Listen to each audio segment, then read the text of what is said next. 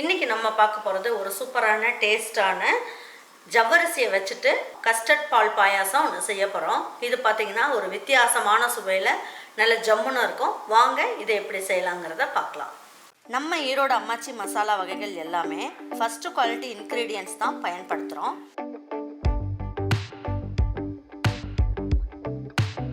வாங்குகிற பொருட்கள் எல்லாமே முறையாக ஜலிச்சு பொன் வறுவலாக வறுத்து சரியான பதத்தில் அரைக்கிறோம். அரைச்ச மசாலாவை நல்லா ஆற வச்சு மறுபடியும் ஜலிச்சு சரியான அளவில் பேக் பண்ணி உங்கள் வீட்டுக்கே சேஃப் அண்ட் செக்யூர்டாக டெலிவரி பண்ணுறோம். நம்ம மசாலா வகைகள் மற்றும் சத்து மாவு, ரெடிமேட் இட்லி மாவு, இடியாப்ப மாவு எல்லாமே நீங்கள் வாட்ஸ்அப் மற்றும் வெப்சைட்டில் ஆர்டர் பண்ணி வாங்கலாம். இதில் ரொம்ப முக்கியமான விஷயம், இது full and full pure homemade masala. நம்ம எல்லாருக்குமே ஆரோக்கியம் தானேங்க முக்கியம். நான் ஜவ்வரிசி மட்டும் எடுத்திருக்கேன். 50 கிராம் அளவுக்கு எடுத்து நான் தண்ணியில் போட்டு ஊற வச்சுருக்கேன்.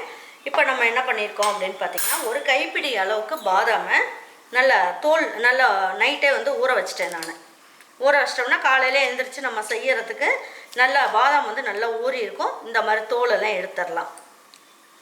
நல்லா நைஸாக அரைப்பட்டுரும். அதுக்காக நம்ம இந்த மாதிரி ஊற வச்சுட்டு செஞ்சுக்கலாம். பாருங்க, இப்போ பாதாம் நல்லா ஊற வச்சாச்சு. இதை நல்லா அப்படியே கழுவிடலாம். இதுலேயே கழுவிட்டு தோலெல்லாம் எடுத்துட்டோம். இதையும் நம்ம அரைச்சிக்கலாம்.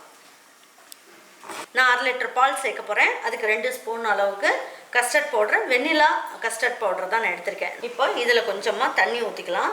தண்ணி ஊற்றிட்டு நைஸாக அரைச்சிக்கலாம். பாருங்க, இப்போ பால் பாயாசம் செய்யறதுக்கு நம்ம எந்த பாத்திரத்தில் வேணாலும் செய்யலாம். பால் பாயாசம் கெட்டு போகாமல் இருக்கணும்னா நம்ம ஃபஸ்ட்டு என்ன பண்ணணும், அந்த பாத்திரத்தை நல்லா காய வச்சுட்டு கொஞ்சம் தண்ணி ஊற்றி நல்லா ஒரு வாட்டி இப்படியே அலசிடலாம்.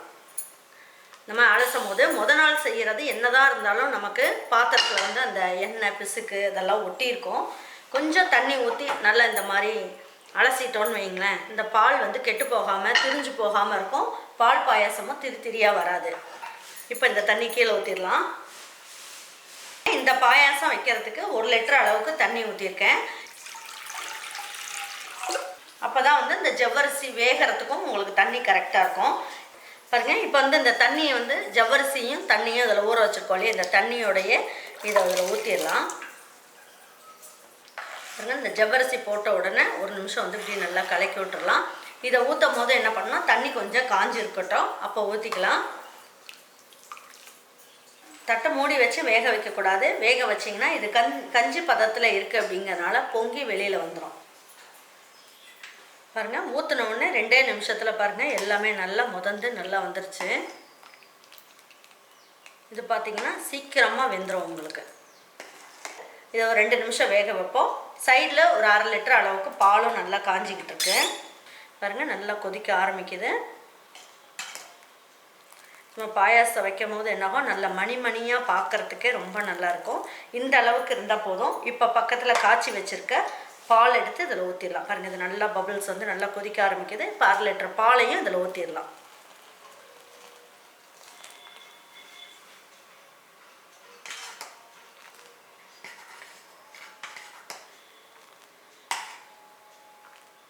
எல்லாம் ஒன்றா சேர்ந்து நல்லா 1 நிமிஷத்துக்கு நல்லா வேகட்டும். ஸ்லோ ஃப்ளேமில் வச்சுக்கோங்க. பார்க்குறதுக்கே பாருங்கள் சும்மா மணியாக ஜம்முன்னு இருக்கு.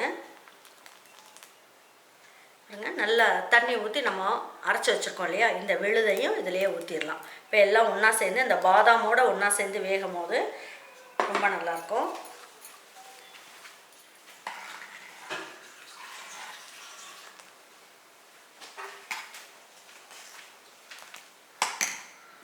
பாருங்கள், எல்லாம் ஒன்றா சேர்ந்து இப்படி ஊற்றியாச்சு. இப்போ என்ன பண்ணலாம், இந்த மிக்ஸி ஜார்லேயும் கொஞ்சமாக தண்ணி ஊற்றிட்டு கொஞ்சம் வெதுன்னு இருக்க தண்ணியை யூஸ் பண்ணிக்கோங்க.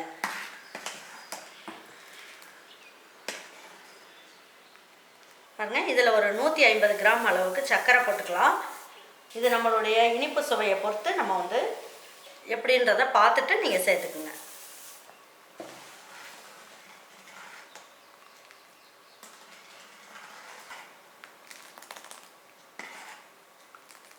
இப்போ நம்ம என்ன பண்ணலாம், பக்கத்து ஸ்டவ்வில் கொஞ்சம் நெய் வச்சு முந்திரி பருப்பு திராட்சையை வறுத்து கொட்டிடலாம். பாருங்கள். இப்போ நம்ம என்ன பண்ணலாம், ஒரு 2 ஸ்பூன் அளவுக்கு நெய் சேர்த்துக்கலாம். பாருங்கள், முந்திரி பருப்பு உங்களுக்கு எந்த அளவுக்கு பிடிக்குமோ நீங்கள் அந்த அளவுக்கு போட்டுக்கோங்க.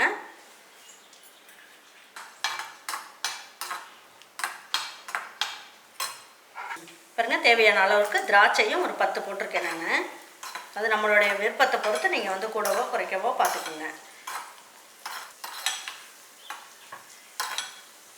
பாருங்கள், இப்போ ஸ்டவ் ஆஃப் பண்ணிடலாம். இப்போ இதை எடுத்து வைக்கலாம்.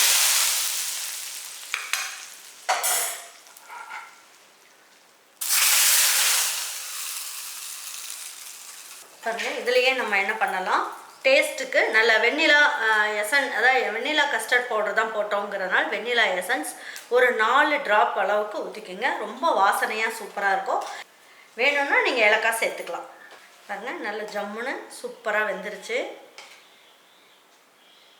இந்த பாயாசம் நல்ல ரிச் டேஸ்ட்டில் வரணும் அப்படின்னா ஒரு 1/4 ஸ்பூன் அளவுக்கு பட்டர் சேர்த்துக்குங்க.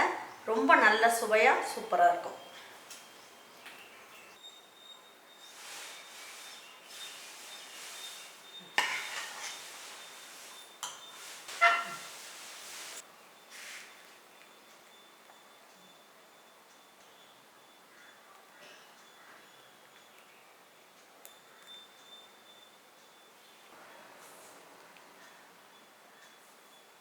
இந்த பால் பாயசம் பார்த்தீங்கன்னா ஒரு வித்தியாசமான சுவையில் நல்ல அட்டகாசமாக இருக்கும். எப்பயுமே ஒரே மாதிரி ஃப்ளேவரில் நம்ம செஞ்சு கொடுக்காம பால் பாயசம் இந்த மாதிரி கொஞ்சம் வித்தியாசமாக செய்யும் போது பிள்ளைங்கள்லாம் பாயசத்தை விரும்பி குடிப்பாங்க. ரொம்ப நல்ல டேஸ்ட்டாக இருக்கும். இதே பாயசத்தை உங்கள் வீட்டில் இருக்கவங்களுக்கெல்லாம் செஞ்சு கொடுத்துட்டு அவங்களுக்கெல்லாம் பிடிச்சிருந்ததுன்னா லைக் பண்ணுங்கள், ஷேர் பண்ணுங்கள், சப்ஸ்கிரைப் பண்ணுங்கள், மறந்துடாமல் கமெண்ட்ஸ் பண்ணுங்கள். தேங்க்யூ ஃபார் வாட்சிங் ஈரோடு அம்மாச்சி சமையல். தேங்க்யூ.